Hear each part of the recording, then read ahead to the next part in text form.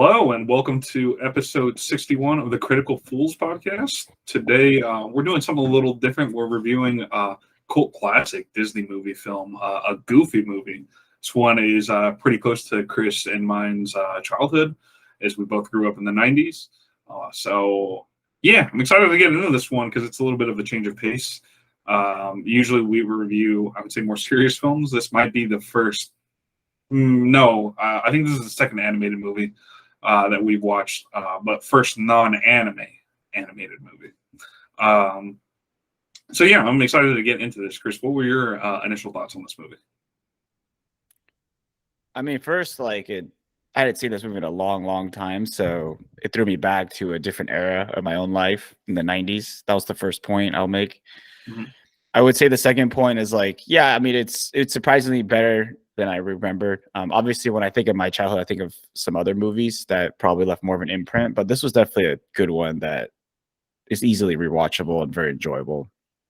But we'll get into it as we get into the story and stuff. But seeing it as an adult with a little more, let's say, perspective, I realize there are things in this movie where I think times have changed. But that's with any movie we pretty much review. It's of like an older generation, right? He made that comment on a lot of films. That's true, but also I think also now, I feel like maybe now every now and then I might even pick like a Disney type movie because I realize that there's some messaging that gets sent to kids that I think they're even timeless. There's some themes in here where I'm like, I think even in the 60s, I don't think you would tell people to do some stuff like this. Yeah. But on the whole, it's a good movie. I think it's very enjoyable. It's actually funny at times. And it's really funny, I thought. And there's there's a lot a lot of kids movies that are just bad and boring, but this is pretty solid. But honestly, with kids movies, I feel like it's really short too, which does it justice. It's only a little over an hour. Yeah, it's a short movies. I think kids movies have gone longer as more money is being made in them. But yeah, because I think even The Lion King is not even that long, right? But nowadays, these kids movies can go to an hour 45, 2 hours, So, but no, it's piqued my interest also in the sense of for this pod, I feel like I gotta maybe mix in some more maybe some kids movies here and there. It's not ever gonna be my go-to, but it's a good change up, but also it'll be interesting to compare maybe how themes and messaging has changed over the decades. Let's say we did one from an 2008 versus a 1977. That would be interesting. An up one versus something from way back when. Yeah, it would be interesting to see compare original, Cinderella versus I don't know what a new one is. What's the one that everybody likes recently? Brave or whatever. Encanto? Or Frost, or what's it called? Frozen.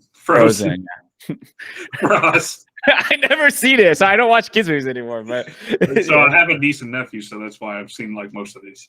Oh yeah, so it'd be interesting to do those kind of little comparisons, but that's for the future. But I would say overall it's fine. I'm ready to dig into some of the. Hold on.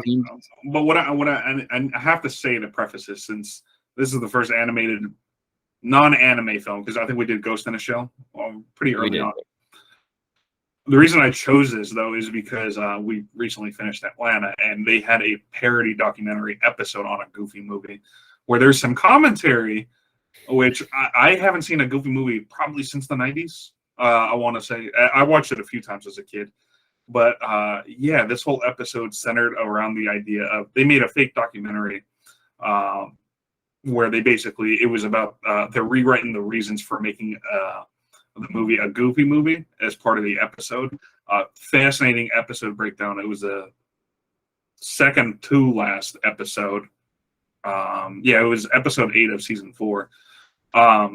Where they basically have a rewrite, and it goes crazy in detail. But a lot of the commentary is the Goofy movie the blackest Disney movie of all time. And when I was watching this, I was kind of watching it through that lens as well. I got to tell you, I could see some reasons why that point kind of gets brought up watching this. I don't know if you anything stood out to you on that front, Chris.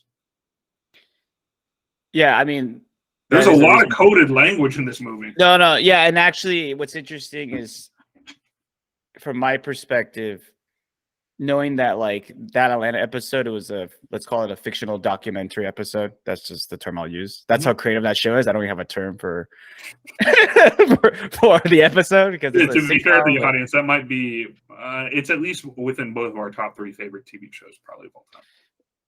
But like let's get back to the real world because you know, they do take some creative licenses in that episode. Is like that movie is not, unless like I even looked up like the writers. Obviously, I couldn't find their bios, but they didn't, like, I would assume if I had to put money that they're not black. Not one. The So that only really, person who was black in this film was the R&B singer Tevin Campbell. And he yeah. did only So release one. and definitely not the director, and we know for sure Disney '90s. There's no way the executive team. Anyways, yeah. Right. So it really like got me thinking how like it even made me appreciate the episode with Atlanta a little bit more, because I think what they're even getting at too is like, you know, a lot of the, like you said, coded language, or even how the characters are derived. Like even I did some research on the Goofy character and like how his origins are like origins crazy. Of like, yeah, I mean, honestly, it's basically within Disney's history. Yeah, like within Disney's history, is like pretty much racist. I mean, yeah, it's racist. So like if you look at the, sorry, you can go in a second. No, like the original blurb of Goofy, right, is like the guy who invented it even said like he wanted to think of him as a, what was the term? I forgot it now. It's eluding me. But it was like, you want to think of his character as like a good, I don't want to say like good-hearted, but like I don't think he said slave. Did he say slave? I forgot what he said, but he said basically like simpleton, but like really it was supposed to be a huge stereotype of black people. Yeah, like a good-natured, like I don't think he used the word slave, but I want to say he used like colored person, like, which is not a term we use anymore. And I was just like, wow. And then like you realize like that, yeah, like there, I don't know if it was intentional or if it's something like, you know, sometimes it happens because like you're, you know, you project the stereotypes you're taught. But yeah, like a lot of, like you said, the language, the coded languages, even how the characters act, even how Goofy acts, I was just like, oh, you know what? I kind of see this is kind of you see it through a different lens now, don't you? Yeah, and I'm like, yeah, I mean, and now the last thing I'll say about Atlanta, and let you jump in, is like, I see what Atlanta was trying to do, is like doing the submersive, saying like, you know, it could have a deeper meaning, but unfortunately, I think the reality is in our world that nah, it was just like, we're gonna make a kids movie. We want it to be with Goofy, and this is how we think Goofy thinks, acts, and is, and this kid will be similar, you know. And absolutely. And we'll get to some other themes too, but yeah, definitely. I think there's reason to revisit these kind of movies and be like, yo, I think it's an enjoyable movie, but like, let's be honest, Disney is what it is, and Disney will always be what it is, even today with the movies they make, because they need to sell. And honestly, I think what I got away from this movie too, sorry for my long rant here, is that, and I already kind of knew this intuitively, but I want to say on the pod, Disney is basically one of the power structures of American society, along with like big ones that everybody knows, like the New York Times and whatever. But I think we don't talk about Disney enough in that way because, you know, we view it as entertainment. But what they produce and what they push and what, you know, obviously the money they make and what they own, like with parks and everything, they're a cultural center in a very powerful way. And I don't think that gets discussed enough or deconstructed enough outside of like critical thinkers. You know, I think a lot of people just consume these films. I'm talking about today's films, and they just like, oh, it's great. You know, I love, you know, the new one that everybody's talking about is Andor, the Star Wars one. But really, Disney's also done a good job in like acquiring. So like, let's be honest, like Marvel and LucasArts, right? Yeah, were niche, right? And then they acquired them, and then they, you know, made them more mainstream. And I mean, they were mainstream already, but like, sorry, when I mean mainstream, I mean like they made it like a manufacturing belt of content versus like creative one-offs, you know? Like you said, same thing with sports. Like they know what they're doing. And they know how to sell to like basically the cookie cutter brand. And they've also done really well in adapting in this sense. Like I've noticed, like I haven't watched as many kids movies as you have, but like I guess I like to hear your thought. But like when the society has changed to let's say a new center. So let's say, you know, now we like to have more female characters more empowered, you know, certain people more empowered, not others, right? They've done well in adapting and putting movies that are like they cater to that, versus just like maybe like making like the standard, you know, Snow White of the 50s and 60s, you know. Right. But anyways, I'll let you go. But it was an interesting, a lot of things going through my brain when I was watching this. So go ahead. No, I mean, I don't disagree with anything you're saying on that front with Disney. I mean, we kind of know what it is. I mean, Disney, to a point, like always rubbed me the wrong way after they tried to. Walt Disney, for those of you who don't know, gave the rights to University of Oregon to use Donald Duck as their mascot, and I believe something like 15. I could be wrong with exactly when, but Disney actually, like decades later, tried to sue them for the use of Donald Duck, but they lost that. And ever since then, like they really rubbed me the wrong way because it's like it was Walt Disney's choice to allow that university to use Donald Duck, and that's a cool mascot to me. But yeah, they hold immense influence, like you were saying, really over American society. I mean, how many adults do we know that you know, they go to Disneyland at least once a year and are huge Disney fanatics? So that just shows you sort of like the cultural impact that they leave on people, not just as kids, even though that's typically when most people watch a lot of Disney movies, but there are adults that are still avid Disney fanatics as well. You know, just going back to this film, yeah, I just found a lot of the, like we were talking about, the language they use very interesting. And it really, gosh, I mean, you can talk about politics with this, but even a lot of the language that the principal uses in terms of being gang related, he's going to end up in jail just purely like incarcerated for life and end up in the electric chair because of his behavior. Oh, like, whoa, this is a lot. I was like, I don't remember this when I first watched it as a kid. It was just extreme. But if you look at what happened, this film was made in the 90s. And if you look at the 90s, right, there was pretty high crime in a lot of urban areas. And a lot of politicians were concerned. And you can hear, I believe, even Hillary Clinton and a bunch of other politicians calling people like super predators or super criminals, right? In insane code of language, there were a lot of harsh bills that were being passed. And with that, a lot of that negatively impacts the Black community, right? And so I could see where like Atlanta and all of these other people were trying to get at with this film, right? Because it seems like it was very directed at their community in many ways, like a lot of language, a lot of the things that were actually discussed in this film. The one positive I will give this is I think that this film actually gives light to people who are single fathers out there and just trying to do right and trying to raise their kids, specifically their sons. I think that was the one positive aspect I really took out of this film. So, yeah, it's like a father-son bonding buddy movie, right? Yeah. Mm-hmm. Yeah, I mean, I agree. Like it's I was gonna say like how the principal cracked down like really severely. I was just like, I don't think that people would say that today, or they would be called out usually. No, but the 90s were a different time too. Yeah, but yeah, I agree. I was gonna say, like, adding on to that point, the principle, and that's why I go back to like you said, like the people creating the movie, you now you see in a different light because they probably were on the side of oh, we have to watch out for super predators. If I had to guess, and like that was the term, right? I couldn't remember if it was super predators or super criminals. I don't know, but it's also like a little bit before this time was also when the 92 ad came out, right? The George Herbert Walker Bush ad, right? About the watch out for the, I forgot his name, but it's like a terrible ad of like basically reinforcing that, like, everybody's worst fears that this one guy is going to, steal and, do and kill you and all that stuff. And it's because, we need more law and order, which is another term that's overused like crazy. Okay. So here's something. So it was called, the term was super predators. That term was used a year after this movie. So it was in a 96 speech by Hillary Clinton. Sorry. I'll let you get back to it. Yeah, but also, like, she had an interesting interview with Jon Stewart, which I'm still waiting to hear from you about. Anyways, that's a side note. But yeah, I listen to Hillary Clinton a lot these days because she's a influencer, which for good or wrong, you still got to listen to people who have power. Because like you said, she made that term really popular. Yeah, and people ran with it. But I think also what was a bit going back to that early scenes in the film, right? Like the reason he's in the principal's office is that he's trying to impress a girl that he likes, you know, like cliche story.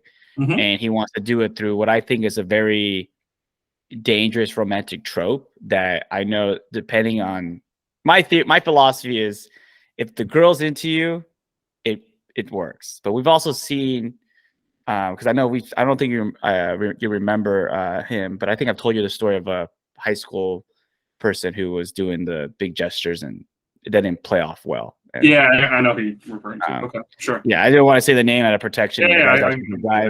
But like watching that part, it made me think like kids are taught this stuff. Like, oh, if I do this, like, you know, big thing, sweep her off her feet, she'll just have the feelings for me.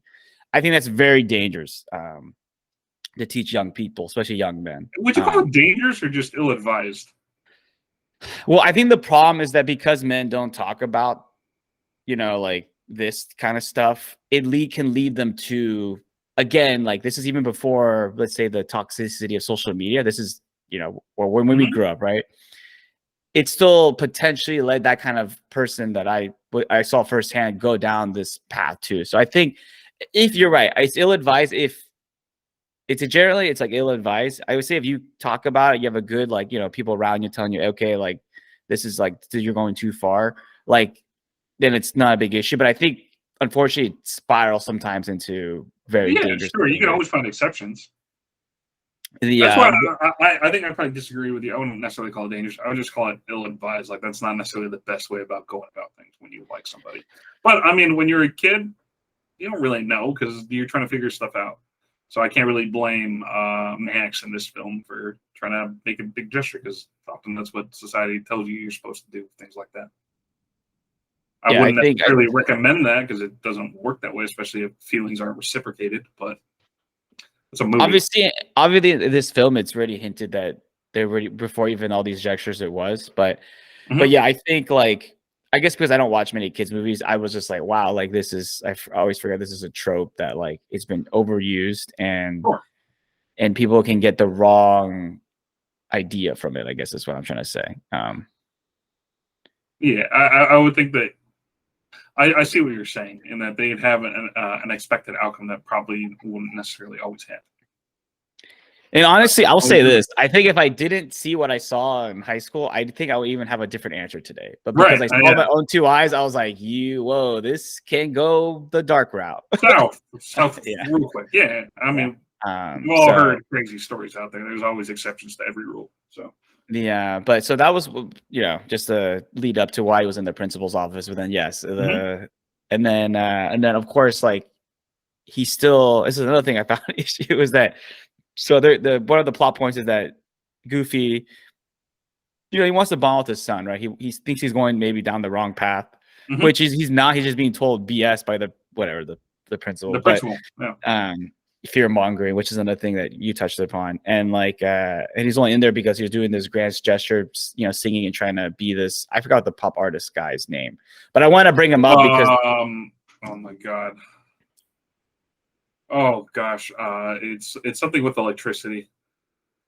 Well, I want to bring him up for two reasons. One is because that character also, you could argue, has some projected archetypes of Powerline African American community, but also because instead of telling the girl that, you know, he's into her, he tells her a lie. That's because they're going on this road trip, which is, again, Goofy's trying to like bond with the son and, you know, get him on the right path because he's been scared by the principal. But he basically lies to her. He was like, "Oh, I know power. Like my dad knows Powerline, and like we're gonna be there on the stage." And again, it sort of works out for them. We'll get to that later. But that's another thing where I go, okay, these writers, you gotta be more responsible than that. Like now you're teaching people to lie about things and like again, it's a form of potential manipulation, dude. But are they teaching them, or is it just what the character would do in that situation? So this is like these are like pre-adolescents, dude. How many people do you know that when we were in high school that did dumb things? A lot, but what I'm saying is then it's on Goofy's shoulders, which I hate doing that. So what do you mean? Because Goofy, if you look at the archetype too of that father figure, he wants to do the best with his kid and his son, but like you see that like they don't want to They don't connect. They don't talk about what I would say is the feelings stuff, you know. But I and think we that's could talk about part of this. Yeah, we could talk about toxic masculinity, but anyways, you're getting woke, Chris, today, dude. I'm sorry, dude.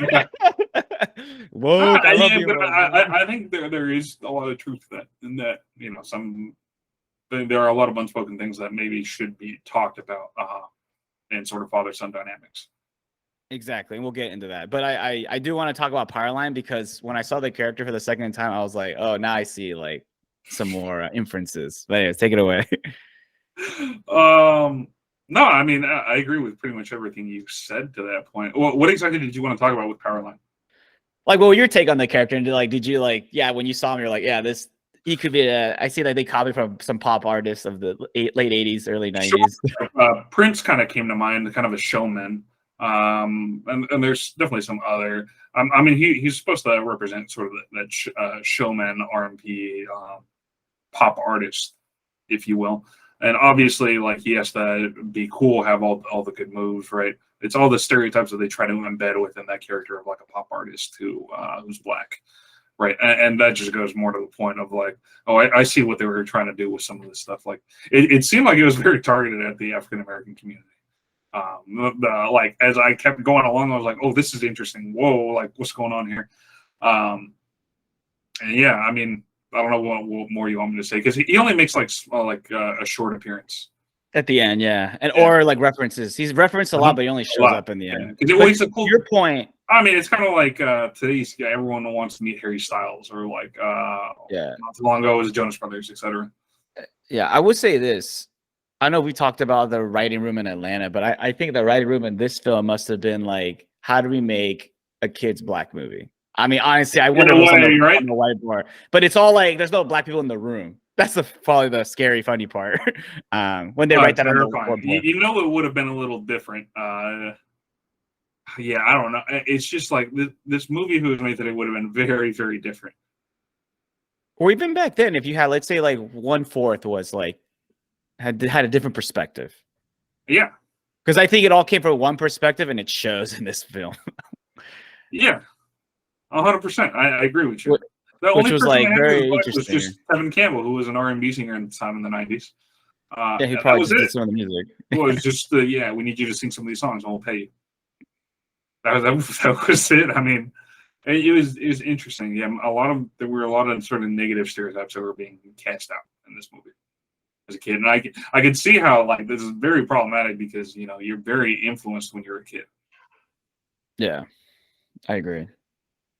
So I mentioned a bit earlier, which I guess we can bring it in now. Like, this movie centers around father-son relationships, and I'm curious, what was your take on their relationship, and what did you think was positive? What did you think was negative? Well, I think the negative was that they just weren't connecting. You could tell they didn't have a great relationship from like the beginning, right? And I think Goofy was just ignorant to the fact that they weren't as close as, or like didn't have the dynamic that they probably should, right? And so then he thinks that the big issue is he thinks he can remedy this with just one fishing trip. It's like you said, a grand gesture is going to solve everything, right? Not that, you know, what really helps in these situations is taking work and doing like the little things, right?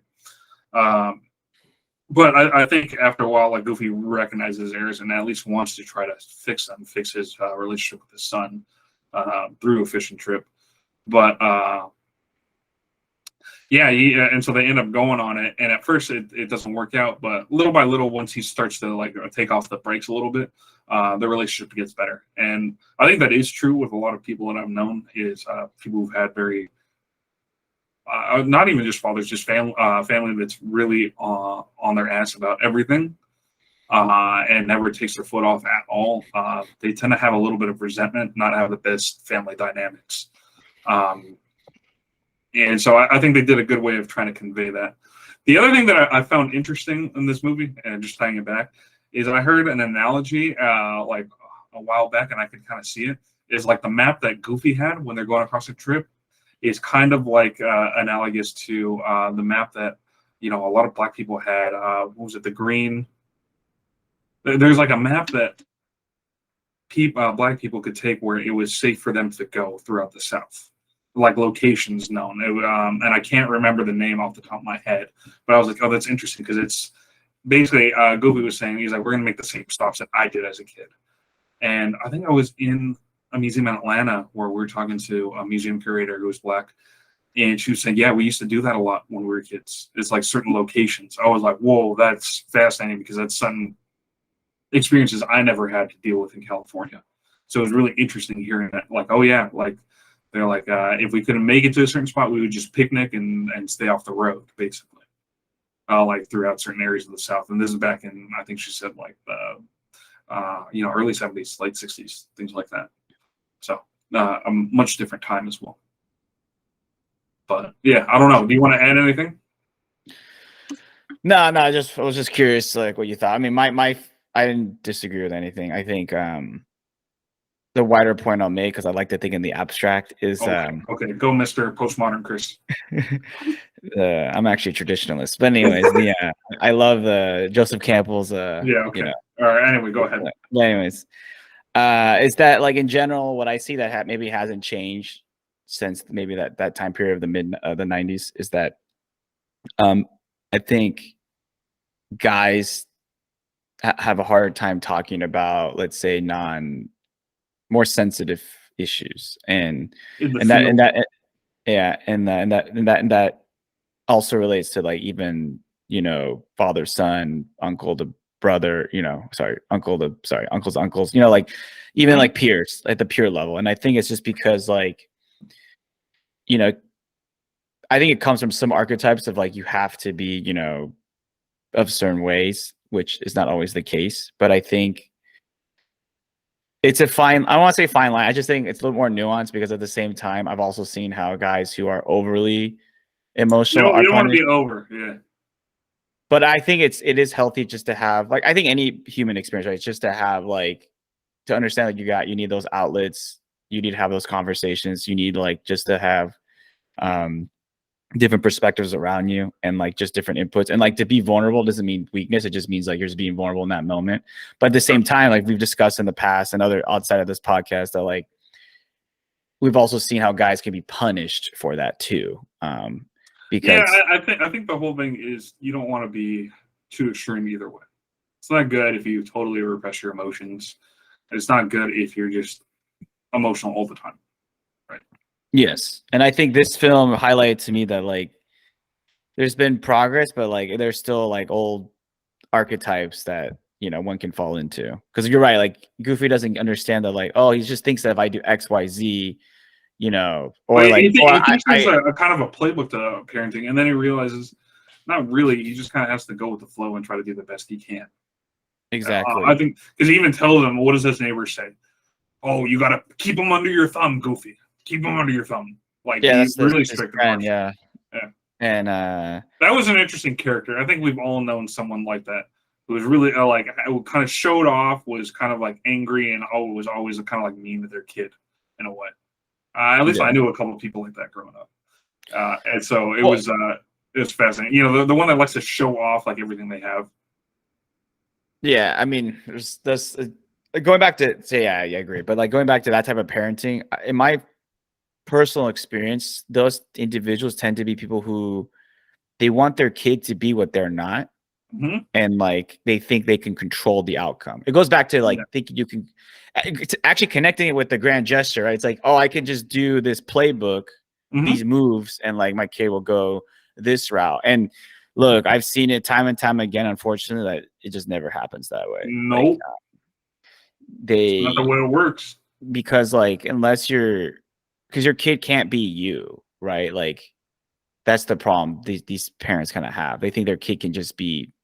They're closer to him because to you because like you have that genetic 50-50, but like in general they can't be like you said. There's just so many inputs. The whole debate versus nature versus nurture. Like you didn't even grow up the same way. Like there's no way your kid will be you. But like again, going to your point, people who tend to be really controlling think they can control the outcomes all the time. Absolutely. And even if it's working, even if it looks like it's working, in my opinion, always under the surface, there's just something off. Like tension. Yeah. Because even if they don't lash out and they do everything the parent wanted them to, there's gonna be a point where that parent's not going to be around. Like, what's going to happen then? Like, Mhm. it's very warped and, you know, sadistic in many ways. So it's, yeah, we've all met those kind of people. So Totally agree. I'm trying to think. Oh, this is one thing I wanted to ask you. What were your thoughts about Bigfoot in the film? that was going to be my next topic, was Bigfoot.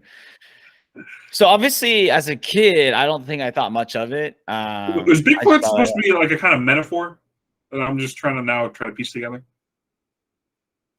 I mean, if you want to read into it, I'm pretty sure the creators of this movie, it was not. But I will say, on a social cultural level, the way Bigfoot is portrayed, it's a bit problematic, a little bit. What do you mean?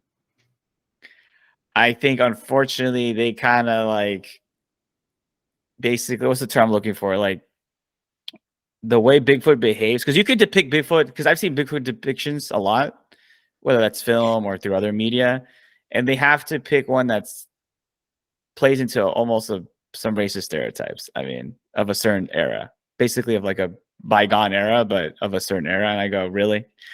Like, this is so much keep hanging fruit. Like, this is terrible. Yeah, with some of them, yeah. But other than that, like, that character was almost like it's just so random because it like almost didn't have to be there. Yeah, like they just happened to Bigfoot tried to like get into the car because he was hungry, and like that's like, to your point, like it's one of those we've ripped this from other films, right? Like, oh, like this seems like a meaningless side quest. Like, yeah, totally. It doesn't really have to do with the plot. Like, it's nothing to do with the themes. It's just there, and it's like, okay, and it's not even there with like a touch of taste. It's like, okay, really? Oh, that's another character I wanted. What were your thoughts on the audiovisual kid who loved Cheese Whiz? I mean, dude, every time I saw it, I just had to turn. I hate Cheese Whiz personally. Okay, that's interesting.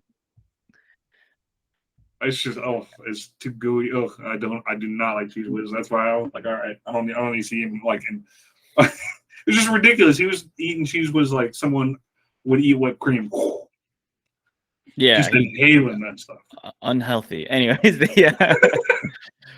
I don't know. It was just another side character. A lot of this, honestly, he was a side character. Just that part. If I didn't knock this movie, is that outside of the main three characters, all the side characters are like irrelevant. Probably could have been exited out. Like, yeah. So that's. Did you like the music in this movie? The music was good. It was solid. I thought it was pretty good. They had some good notes on this. Yeah, it was like it fit the movie. I'll say, yeah. Like, in that sense. Sometimes I watch some movies where it's like it doesn't, like, you know, some Disney musicals, it doesn't quite fit. This one I was like, okay, everything kind of has I don't know, it kept the vibe going of the movie. Yeah. I mean, it's way better than Little Mermaid's music, so I'll tell you that much. Is it as good as the Lion King? Probably not for me, but yeah, but I'm just saying in general with this, because I think everything kind of flowed well together in terms of that. The music. What did you think of? What was your favorite part of this movie? Oh, when you got the girl. I'm just kidding. Now. My favorite part of this movie. I gotta think about that. I mean, the power line scene was pretty funny when they got on stage and they're doing the dance moves. That was pretty sick. I remember it was hilarious. I think honestly, it was when he's having his one-on-one talk with him when they're like floating down the river. That was a good one. Like, dude, I have my own life, right? And the fly, yeah. And he's doing with the fly fishing technique. No, but he's like, I have my own. Oh yeah, that's one thing we had to talk about. The perfect cast. I was like, wow, what a concept. But that is not the perfect cast if you go fishing. But yeah, no, when he's having that little bonding moment where he's like, dude, he's like, you gotta let me grow. Like, I have my own life. I've grown up. And he's like, I know. He's like, I just want to be a part of it. I was like, oh, that was a cute kind of sentimental, touching moment that they're trying to get at. I think that was a climactic part. I think my favorite part is because, like, it's funny is that when they the car was they locked the door, but like the driver's seat, then they had to hit put the e-brake and it fell down. That was funny. The things that happens to people. That's the thing. That's what's funny too. Oh my god! If that happens, dude, you always pop the e-brake. Yeah, but people forget sometimes. It's crazy. It's just like automatic for me. Even if it's flat, I'll pop the e-brake. But yeah, anyway, that was probably my favorite part of this movie. I mean, there's some like I generally laughed a lot in this movie.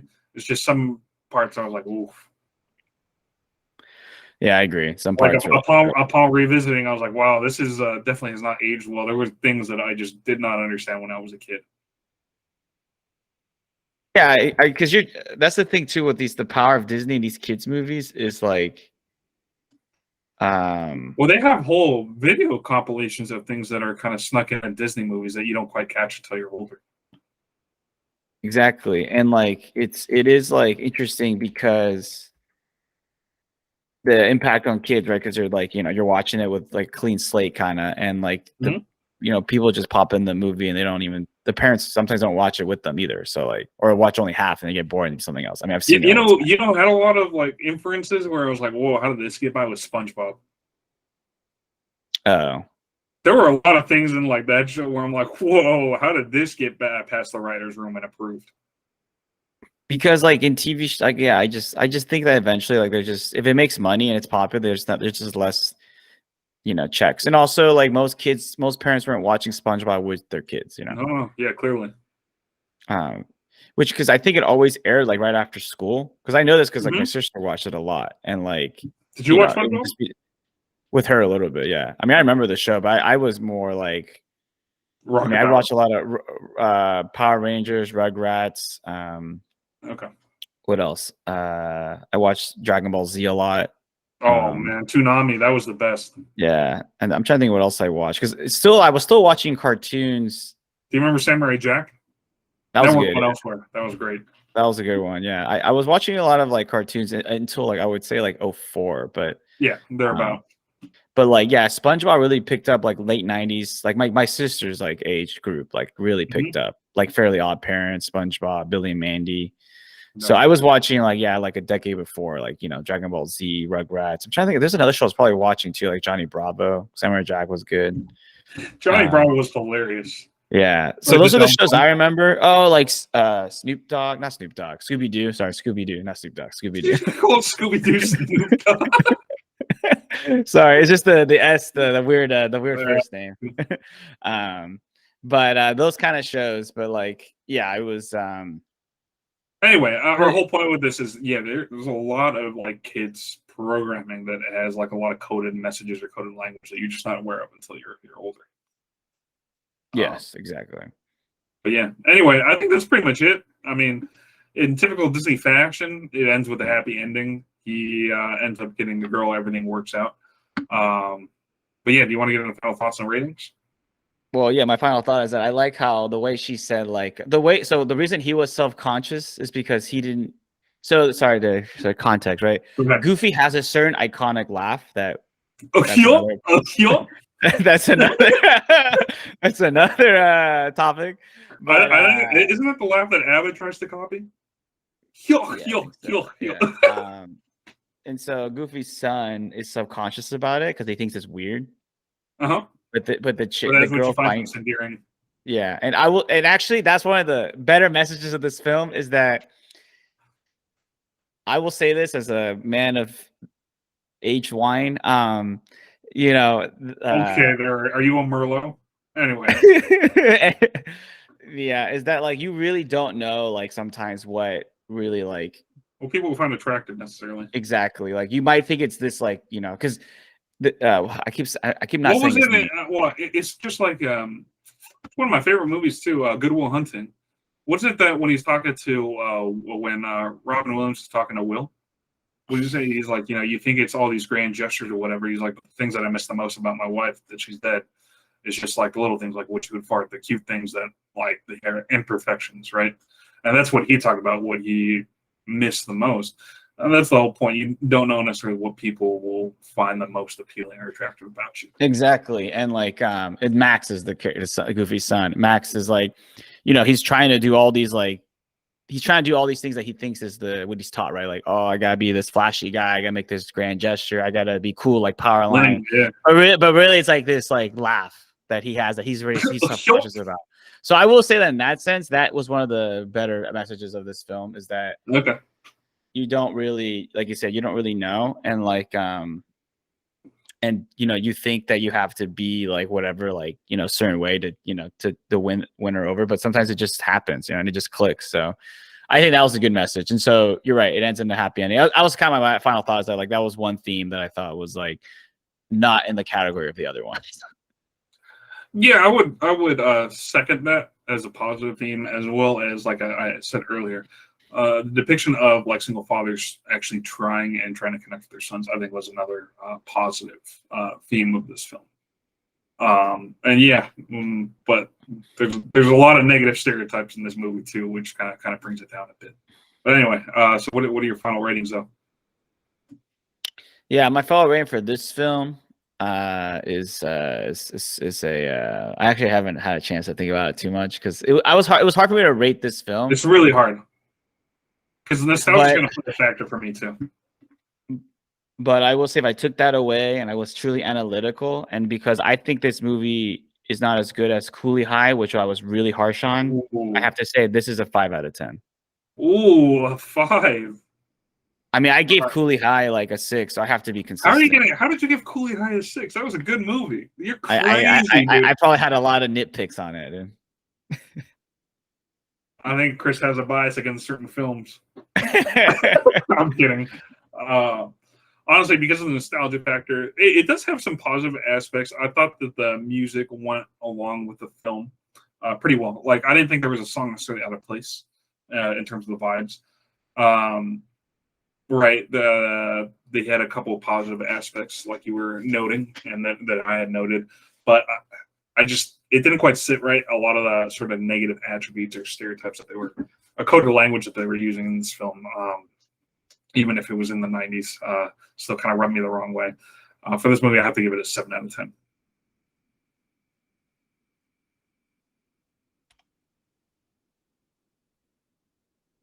Nice. I can't remember. What did I give Cooley High? I think I gave it a much nicer rating than yours, because I really like the story.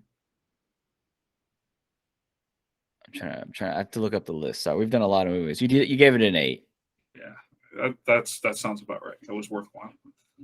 Yeah, you've only given, you actually are a pretty nice rater. I mean, you've given like some I give the Stanford boost. You know how they grade inflate? I score inflate.